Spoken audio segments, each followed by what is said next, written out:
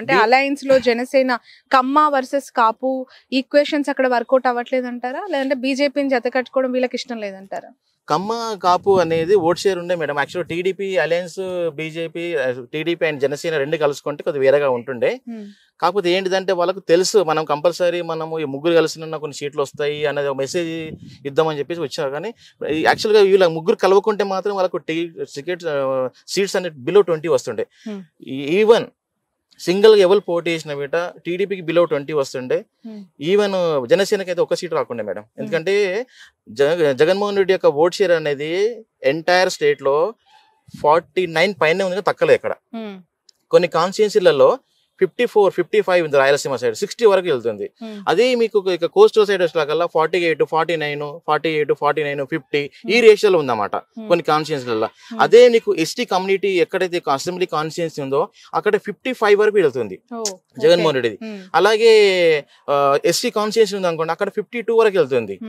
So ఇక్కడ కొన్ని community అంటే కొన్ని బేస్ అంటే క్యాస్ట్ వైజ్ చూసుకుంటే ఇప్పుడు ఎస్టీ కానీ ఎస్సీ కాన్స్టిట్యూన్సీలలో కొద్దిగా పర్సెంటేజ్ అనేది ఓట్ షేర్ చాలా పెరిగిపోయింది. అది రాయలసీమ అయితే ఇంకెక్కువ, ఈ కోస్టల్ సైడ్ అంటే కల్లా 49 అబర్నే ఉందామంటే ఎక్కడ వీటి తక్కువ లేదు మేడం. Mainly total right. చాలా ఇంపార్టెంట్ కాన్స్టిట్యున్సీస్ ఏపీలో చెప్పుకోవాలంటే కుప్పం, హిందూపూరు, మంగళగిరి, పిఠాపురం. యాక్చువల్గా నేను అసెంబ్లీ వైజ్ చెప్పొద్దు అనుకున్నా మేడం, కొన్ని మీరు అడిగారు కాబట్టి. ప్రజెంట్ అయితే నారాలోకి ఎస్ఆర్కి అయితే ఈజీగా ఉంది వెన్ను కావడానికి. ఇప్పటి వరకు అయితే ఈ రోజు వరకు ఇంకా 25 days 30 days టైం ఉన్న వీట అతను గెలవడానికి ఎక్కువ అవకాశాలు చాలా ఉన్నాయి. కుప్పంలో వీట సార్కే ఉంది, చంద్రబాబు నాయుడు గారికి. పిఠాపురం మాత్రం కొద్దిగా టఫ్ ఉంది మేడం. ఆ పిఠాపురం ఇప్పుడే మనం చెక్ చేయలేం మేడం, ఎందుకంటే అది మనము అక్కడ ఒక 5-6 times సర్వే చేస్తే గానీ ఆ మూడ్స్ తెలియదు మేడం.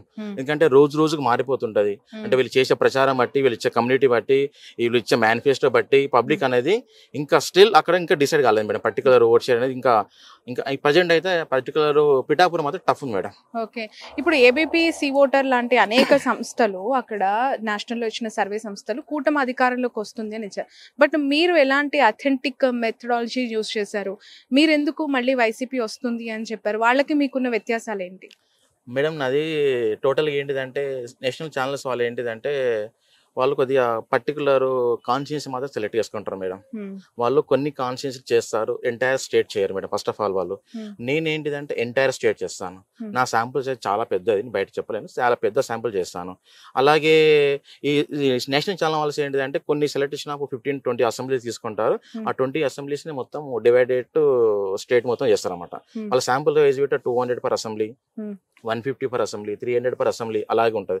నాది ఏంటిదంటే ఒక కాన్స్టిట్యున్సీలో నేను 10,000 శాంపుల్ చేస్తాను మేడం. నేను అట్లా చేస్తాను. ఒక కాన్స్టిట్యున్సీలో ఒక 1000, 2000, 5000 ఇట్లా డిఫరెంట్ కాన్స్టిట్యున్సీ ఒక అసెంబ్లీని 2-3 times చేయడం ఇవన్నీ చేస్తూనే ఉంటుంటాం. ఒక స్టేట్ వైజ్ చేయాలంటే మనం ఒక మినిమం ఒక 2 rounds 3 rounds చేస్తే కానీ వెళ్ళాం. ఈవెన్ నేను 2019లో వీట ఆంధ్రప్రదేశ్ స్టేట్ ఎలక్షన్స్కి నేను పని చేశాను, ఎంటైర్ 2 rounds చేశాను. అప్పుడు నేను 125 seats ఇచ్చాను మేడం మన జగన్మోహన్ రెడ్డికి. ఇవన్నీ మీరు చూసుకోవచ్చు, ఇబ్బంది గూగుల్లో ఉంటుంది. కానీ ఎందుకు మరి బీఆర్ఎస్ గెలుస్తుంది అని మీరు ఇచ్చారు సర్వే, అది పూర్తిగా వ్యతిరేకత చూపించింది, అది ఓడిపోయింది కదా అక్కడ. దీని మీద పదే చాలా మంది కోట్ చేస్తూ ఉన్నారు. అగ్రి మేడం, నేను ఒప్పుకుంటాను మీ మాట. నేను యాక్చువల్గా ఏంటిదంటే మేడం, నేను 100% నేను ప్రీపోల్ను రిలీజ్ చేయను మేడం. ఫస్ట్ ఆఫ్ ఆల్ నేను యాక్చువల్గా ఏంటంటే ఇప్పుడు ఇంకా 1 month ఉంది కాబట్టి మీతో మాట్లాడుతున్నాను. యాక్చువల్గా నేను అదే నేను 1 week 2 days ఉంటే అసలు మీతో మాట్లాడలేను. ఎందుకంటే నా రిపోర్ట్స్ 99 కాదు 100% సక్సెస్ చేయడానికి ఆస్కారం ఉంటుంది. ఎందుకంటే నా క్లయింట్ కంపల్సరీ నేను ఏదైనా చెప్తాను, ఓడిపోతావు అంటే ఓడిపోతావు, గెలుస్తావు అంటే గెలుస్తావు, అలాంటి పని నేను చేస్తాను. నా క్లయింట్ నన్ను మెచ్చుకోవాలని అసలు పని చేయను ఎప్పుడు. అతను నన్ను తిట్టిన పర్లేదు, నాకు పేమెంట్ ఇవ్వకున్న పర్లేదు, కానీ నేను అలా పని చేయను. కాకపోతే ఏంటిదంటే నేను తెలంగాణ ఎలక్షన్స్ అన్నప్పుడు నేను నా రిపోర్ట్ యాక్చువల్గా నేను ఎగ్జిట్ పోల్లో ఇస్తాను. కాకపోతే ఏంటంటే నేను ప్రీ పోల్ 2 days ఎలక్షన్స్ అన్నప్పుడు నేను కాన్స్టిట్యున్సీ వైజ్ ఎవరు గెలుస్తారో, ఎవరు టఫ్ ఉన్నారని ఎవ్రీథింగ్ నేను డీటెయిల్గా ఇచ్చాను మేడం. నా సర్వేను ఒక పెద్ద కంపెనీ, ఇండియా లెవెల్లో పనిచేసే పెద్ద కంపెనీ, ఆల్రెడీ తెలంగాణలో ఒక పార్టీకి పనిచేస్తున్న కంపెనీ కంపేర్ చేశారు. నా సర్వే వాళ్ళ సర్వే కంపేర్ చేసి ఎక్కడైతే టఫ్ ఉన్నదో అక్కడ వాళ్ళు ఫుల్ పేజ్ గా పనిచేసిండ్రు. ఎవరైతే గెలుస్తాం అనుకున్నారు బీఆర్ఎస్ వాళ్ళు అంతా సైలెన్స్ గా ఉన్నారు. వాళ్ళు అపోజిషన్ వాళ్ళు అంతా వాళ్ళు మంచిగా పని చేసుకొని ఆ 2 days లో మొత్తం మారిపోయింది మేడం. ఎక్కడైతే నేను ఒక 25 ఇస్తాను సీట్స్ అవి టఫ్ ఉన్నాయని, నా సర్వే వాళ్ళ సర్వే సేమ్ కంపేర్ చేసుకుంటే నా సర్వేకి వాళ్ళ సర్వే పర్ఫెక్ట్ ఉంది. నాకు వచ్చింది రిపోర్ట్ కాబట్టి చెప్తున్నాను. వాళ్ళు బీఆర్ఎస్ వాళ్ళు ఏమో గెలుస్తామన్న కాన్ఫిడెన్స్ లో వీళ్ళకుండే ఓవర్ కాన్ఫిడెన్స్, వాళ్ళకేమో కంపల్సరీ గెలవము నాకన్నా చెప్తే కరెక్ట్ గా ఉంటారు అని చెప్పి కాన్ఫిడెన్స్ తోటి వాళ్ళు మంచి పని చేసుకున్నారు. ఈవెన్ ఎల్ఎస్సీ డే వరకు కూడా పని చేసుకున్నారు. దానివల్ల నా సర్వే కొద్దిగా అక్కడిక్కడ వేయడానికి కారణం పెట్టి అది మేడం 100%. ఈవెన్ అంత టఫ్ 2019 లో నేను అంత సీట్లు ఇచ్చాను వైసీపీకి, నేను యాక్చువల్ గా 45 ఇచ్చాను టీడీపీకి, జనసేనకి నేను ఇచ్చిన 0. 2019 మీరు రికార్డు చూసుకోవచ్చు, 0 ఒక్కటి వీడియోలే. నేను నన్ను చూసి చాలా మంది కంపెనీస్ ఏంటి 7-8 జనసేన వస్తాయి అన్న వాళ్ళు వీట నా రిపోర్ట్ చూసినాక లాస్ట్ మినిట్ లో 0-2, 0-3 వచ్చారు. నేను ఫస్ట్ డే నుంచే నేను 0 మీదనే ఉన్నా. ఆ పర్సన్ గెలిచిన పర్సన్ వీట 200 ఓట్లతో గెలిచిండు. ఇప్పుడు 21 మంది అభ్యర్థుల్లో జనసేన ఎన్ని గెలొచ్చే అవకాశం ఉందంటారు, ఒక figure?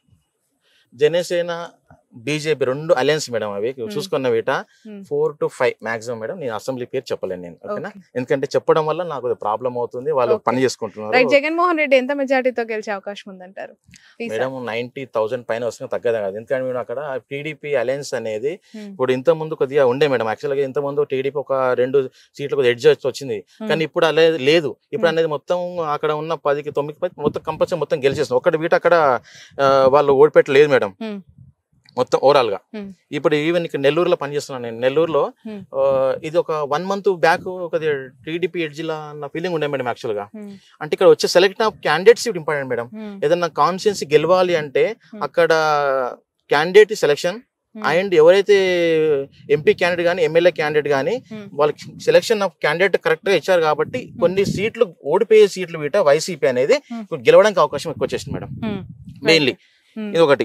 Percentage వీట madam total overall చూసుకుంటే పర్సెంటేజ్ అనేది 47-48 ఉన్న ఓట్ షేర్ అనేది ఇప్పుడు 50కి వచ్చేసింది, 50కి వచ్చింది నియర్లీ. ఇప్పుడు ఇంకో కొన్ని అదే రాయలసీమ లో గల 54-55.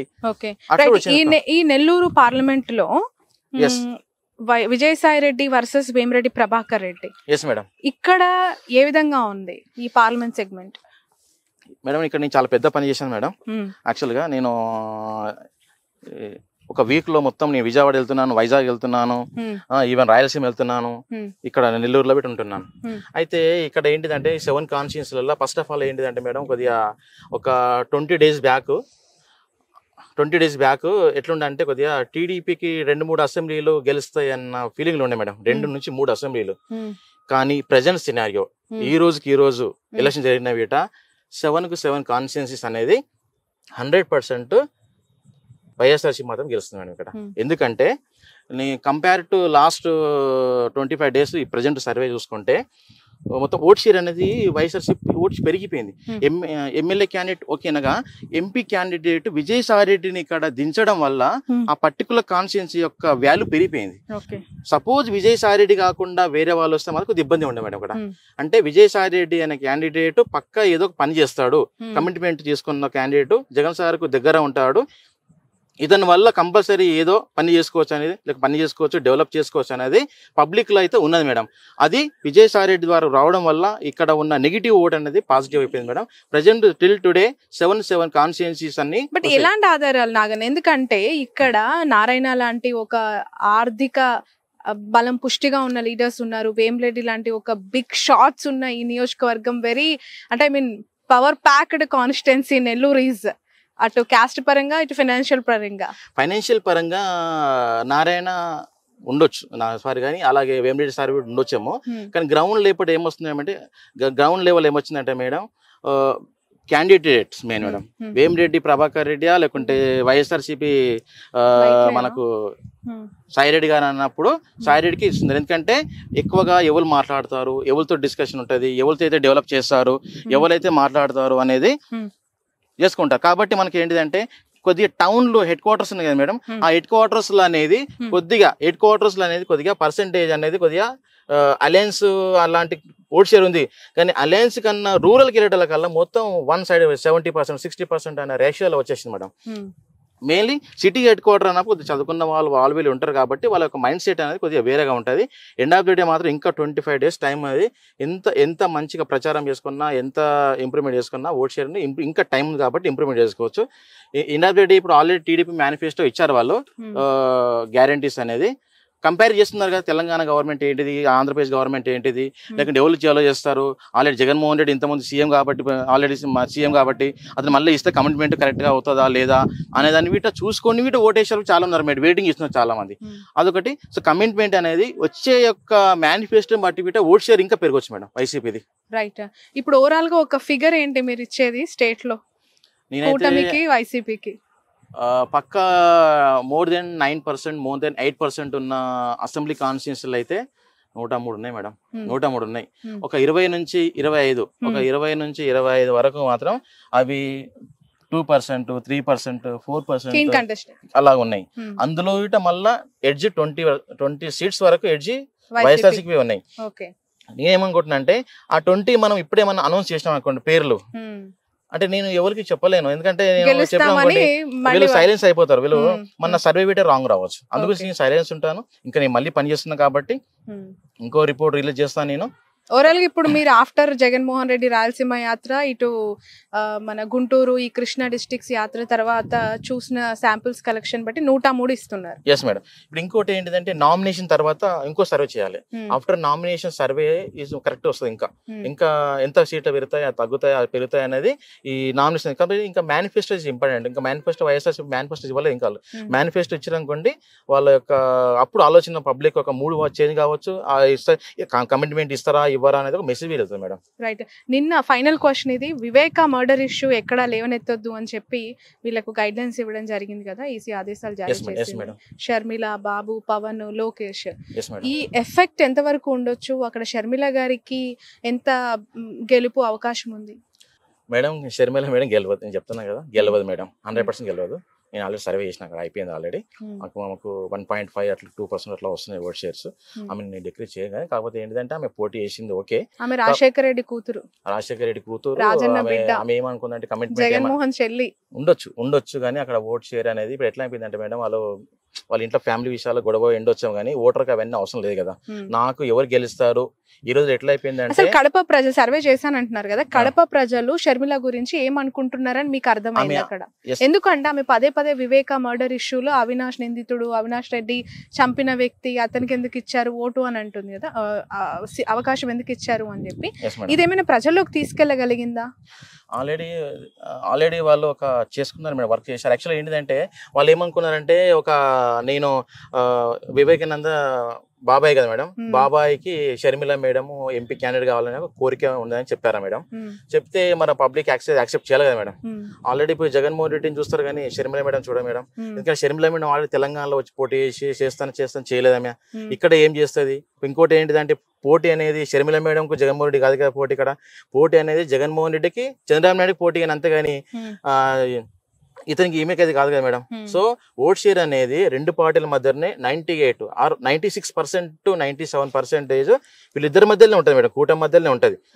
ఒక పర్సెంట్ పార్టీకి ఎక్కువ రావచ్చు, పార్టీ తక్కువ రావచ్చు, కానీ ఓట్ షేర్ అనేది అవుట్ ఆఫ్ 100% ఓట్ షేర్ లో 96 to 97% ఇద్దరి మధ్యలో ఉంటుంది. ఆ 3% అందరిగా బీఎస్పీ చేసుకుంటే, కాంగ్రెస్ చేసుకుంటే, ఇతరులు చేసుకుంటారు మేడం. 150 అట్లా. Okay, right. ఇంకా ఏమైనా చెప్పాల్సిన అంశాలు ఉన్నాయంటారా ఈ ఓవరాల్? నేనేం చెప్పలేదు madam. Manifesto is very important. Manifesto is correct గా ఉంటే కమిట్మెంట్ తోటి గెలుస్తారా అనేది ఒక మెసేజ్ వెళ్తుంది. So manifesto is important. Manifesto వచ్చినాక వీట సర్వే అనేది ఇంకా మారిపోవచ్చు, అంటే పెరగవచ్చు, తగ్గవచ్చు, చెప్పలేము. ఏదున్నా కానీ manifesto is very important. But ఒక్క అవకాశం అని బాబు ప్రజల నోట్ అడుగుతున్నారు కదా, దానికి ఏం కన్ఫైన్ అవ్వట్లేదా ప్రజలు? వాళ్ళ కూటమి మెయిన్ మేడం. కూటమి వాళ్ళు ఆల్రెడీ వాళ్ళు తెలుసు కదా మేడం, ఎట్లయినా మనం సింగిల్ గెలిస్తే గెలవము, కూటమి అయితే గెలుస్తాము అని కాంపిటీషన్ ఇస్తారు. ఫస్ట్ ఆఫ్ ఆల్ ఏంటిదంటే జనసేనకు ఒక సీట్స్, ఒక వాళ్ళ సీఎం ఏంటి మేడం, జనసేన వాళ్ళ పరిస్థితి ఏంటిది, జనసేన వాళ్ళు మా యొక్క పవన్ కళ్యాణ్ సీఎం కావడం వాళ్ళ బాధ్యత. 10 సంవత్సరాలకు అదే అంటారు వాళ్ళు, 10 సంవత్సరాల నుంచి నాకు సీఎం కావాలి, సీఎం కావాలి, సీఎం కావాలి. ఇప్పుడు ఎట్లా అయిపోయిందంటే ఆ సీఎం అయ్యే క్యాండిడేట్ అలయన్స్ లోపల ఒక 50 సీట్లన్నా 60 సీట్లన్నా మాకు వస్తాయి అన్న ఫీలింగ్తో వాళ్ళు పనిచేసిండ్రు జన సైనికులు. పాపం వాళ్ళు 10 సంవత్సరాలుగా లాస్ట్కి ఇప్పుడు వచ్చేదాకా ఏమైంది, 21 సీట్స్ వచ్చేసారు. అందులో 21లో వీట మళ్ళీ ఆ పార్టీ నుంచి ఈ పార్టీ నుంచి వచ్చే వాళ్ళకి ఇచ్చారు. ఎవరైతే 10 సంవత్సరాలు కష్టపడుతున్న క్యాండిడేట్స్ ఉన్నారో వాళ్ళకి టికెట్ రాకపోవడం వల్ల వాళ్ళ కింద పనిచేసే క్యాడర్ కానీ వాళ్ళంతా totally dissatisfied. First of all dissatisfied ఎక్కడ ఏంటంటే వాళ్ళు వాళ్ళ క్యాండిడేట్ సీఎం కార్డు అని తెలవంగానే ఆ యూత్ కానీ లేకుంటే ఎవరైతే కష్టపడ్డ వాళ్ళు ఉన్నారో టోటల్లీ వాళ్ళు నర్వస్ గా ఫీల్ అయ్యారు మేడం. వీళ్ళు అలయన్స్ లోపల వీటి ఒక 50 సీట్లు వస్తాయనుకున్నారు.